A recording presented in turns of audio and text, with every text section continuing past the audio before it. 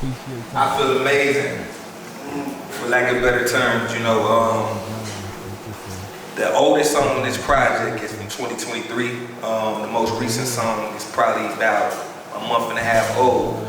I call it Scattered Thoughts because y'all know a lot of y'all know I deal with a lot of like mental health issues and whatnot, and I always I voice that I ain't scared. I ain't scared. But yeah, when you go through those type of things, your thoughts are scattered. You always thinking about many things. I'm thinking about shit that happened in '99, but then I'm also thinking about shit in 2037. It's hard to stay focused on today.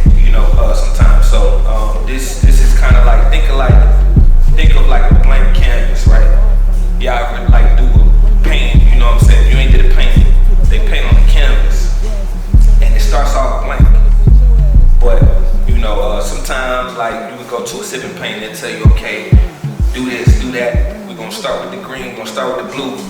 Shit, with me, I just took all the paint and just splattered what I felt. Depending on how I felt in that moment. I took yellow and I just splattered it on the wall. I took red, I took green. So that's what this is. It's no specific direction. It's just a mixture of my inner thoughts and how I was feeling at the time. So as the people are listening to these songs, what do you want them to take from it? Anything, or are you just like, yeah, what do you want them to take from it, if anything? I want you to feel like you know me a little more, you know what I'm saying? More than you already do, because it's a lot of truth in these songs. But I also want you to kind of just listen to the messages that I'm dropping a lot of like, little, what do you call them? Let's say gems for lack of better terms, because I can't think of the exact word. Easter egg, there we go, boom. I'm dropping a lot of Easter eggs, some game being given, it's some opinionated shit. It's some bitter shit on here too, Disappointed is some bitter shit, I mean, it's a lot of honesty and transparency on here. I mean, I've been through a lot of shit this year, from over the past several months have been tough, but I felt like it was go time. Put something out, do something, and make a big deal out of it. And that's why we're here today. Talk about the process. Did you work with people? Did you collaborate? What all did you do to produce this album? So with this project, I can't really say I worked with others on this, and I'm not opposed to it, but for me, I felt like I work the best when I'm alone. Even when in school, group projects was cool, but I gotta rely on Steven to show up. Steven, and I'm not talking about my friend Steven, that's why he laughing. But you gotta rely on Steven to show up. And if Steve don't show up, that means I gotta do the lion's share of this on my own anyways, I gotta pick up where he lacking at. So I decided to kind of tackle everything on my own. And also, I'm gonna be honest, I love my city to death. But we have a music scene, although we a small city, a lot of people pursue music here. So, I run into a lot of fake energy and things are real cliquish here, I get a lot of love when I'm out of town. I go to Houston and people show me all types of love. I go to Atlanta and people is like, okay, where you get that jacket from? Oh, it's my jacket, you know what I'm saying? But here it's a little different. I ain't saying that I don't have support here. Look at this room. But a lot of disingenuous energy flows through the city that you're from. I'm not saying that it's a dating thing. I'm saying it's a worldwide thing. People want to point at just your specific city. Everybody feel that way. So with that being said, I got literally every beat from YouTube. I don't have like a go-to producer. I think that would be an area opportunity for me to find somebody that knows my sound and can help me fine tune it, lock in with a producer, and we just do our thing back and forth. They know my sound, they cook up something that they think I sound good on. But for me, I just found beats that I felt like I could express myself on, and if I sounded comfortable on it, and I got positive feedback from my friends, if I sent the song, then it was up for consideration for the project. So you found some of the beats from your friends? Is that what you just said? No, I found everything from YouTube, but Okay. they got to hear the finished product, or they got to hear it throughout the stages of it being, created. There was a lot of growth on this album. Like one of your songs is called Grow. I think the first song, the intro goes into the nostalgia of you growing up, and you talk about your journey. I'm a girl's girl, so I be listening when rappers make songs for us. Okay. And two of the songs are about women, but they're they're a little frustrating. You sound a little frustrated. So can you just tell us about just the journey of this album from song to song? And you do a really good job of being concise. So just what was your journey on this project? Ooh, alright, my journey. So track 1 was probably one of the last songs I recorded, ironically. Because with the intro, you gotta really start off the album right with I made sure I found the right intro, and it was crazy because I recorded it so fast. But yeah, to say the least, track 1 is me talking about my growth, when I first found a beat and inspired to make music and whatnot. I just take you through the journey, watching the videos on the Countdown 106 back in the day and all that kind of stuff. Track number 2 is me talking about, how I feel like I'm that nigga, what I'm saying? I'm confident, I feel great about where I'm at,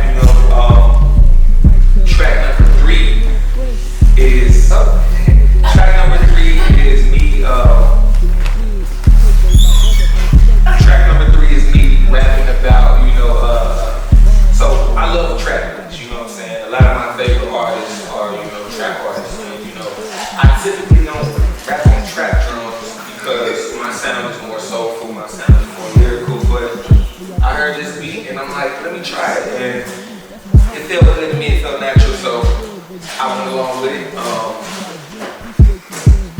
I feel like I love songs where rappers popping their shit, what I'm saying? So that's what track number 3 became.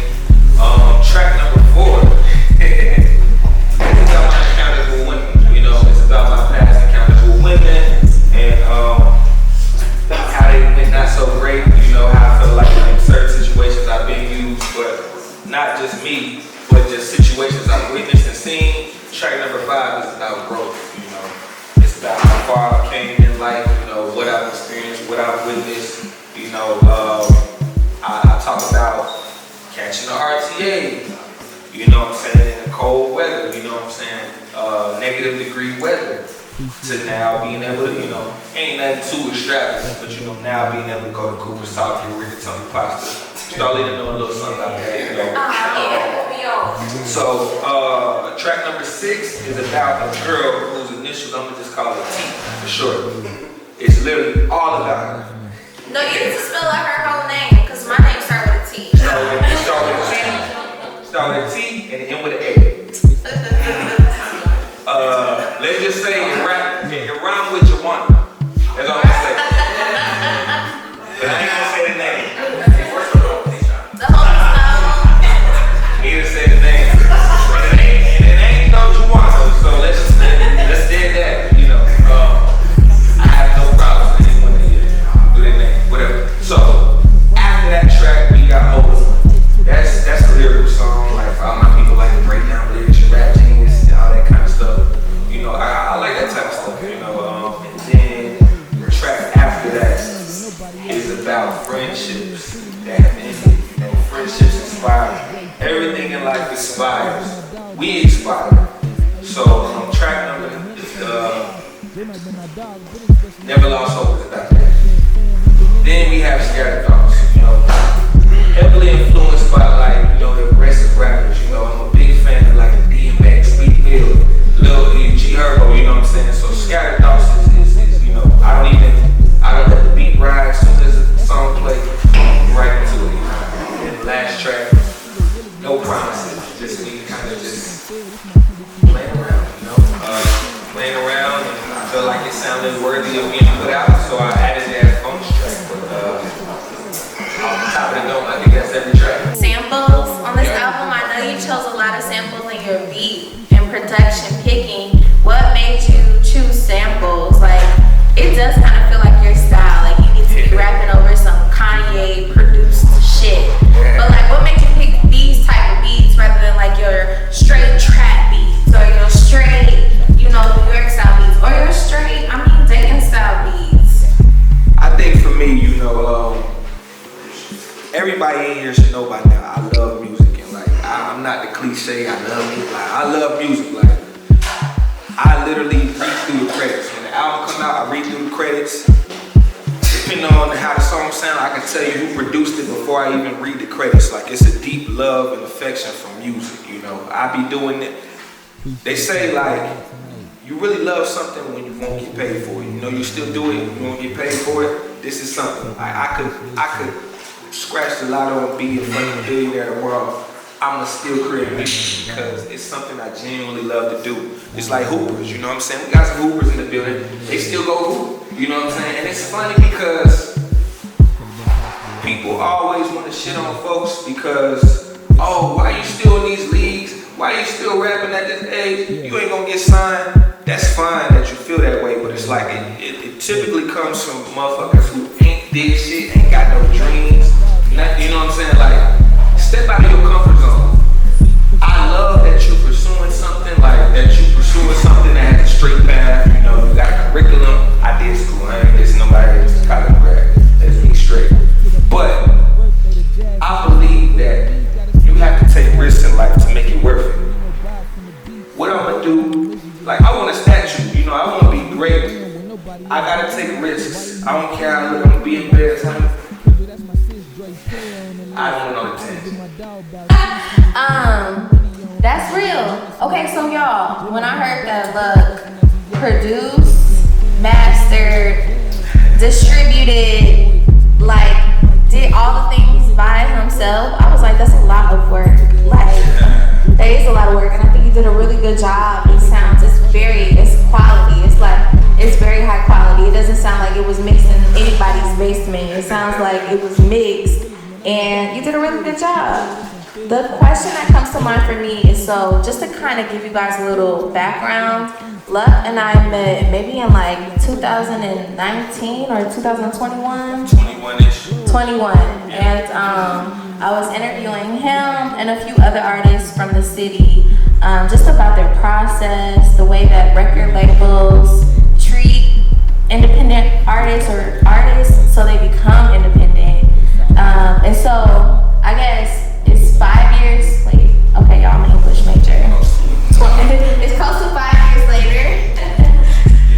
What is the difference between the Luck that I met in 2021 and the artist that I met now, that I'm with now? Luck back then was still finding himself as an artist, you know, and maybe just putting anything that I really like. That first project that I dropped, maybe a bit before or after that interview, was kind of just me like, okay, I gotta put something on the board, you know. Enough practicing, I have to go play in the game. I gotta put some stats on the board, even if it's 2 points and 2 assists. I gotta put something up to feel like, all right, you know, I'm not just creating. Cause I mean, during the pandemic, I probably recorded over like 200 songs. You know what I'm saying? I'm just literally in the house, just finding beats and recording stuff. It's a hot record out. I'm finding the beat on YouTube. I'm recording to it. You know what I'm saying? So it was time to put something out. You know, and it's funny because there's someone named Troy Taylor. So Troy Taylor is basically like, you know, he's a producer and songwriter. Like, he worked with Trey Songz when he was very young, or whatever the case is. And Clubhouse was real hot back then, you know, 2020-ish. And, you know, I finally got the mic on Clubhouse and I'm just bragging like, yeah, I recorded all these songs independent. And be like, what you gonna do with it on your hard drive? I gotta put it out. Like, okay, so what you gonna do with them? So, yeah, the Luck bid was like very hesitant. He didn't really know his direction. He didn't have the clarity. Luck now got clarity. He's 30. He's been through some things. He ain't ashamed to explain those things. And yeah, I mean, his confidence is higher than it's ever been. So how can everybody in this room, what are your goals and how can everybody in this room help you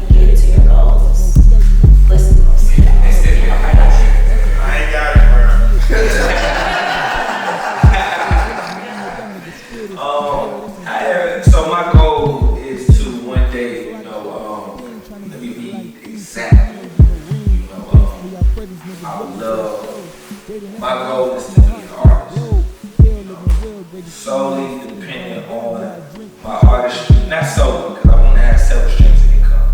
But I want my music to play. I want my art to pay me one day, It's a lot of ageism in music. It's funny. It's like you look at rock and roll country. Motherfuckers start when they're 50 years old. Hey, you know what I'm saying? They all excited for like with us. It's like, go work at the post office. You know what I'm saying?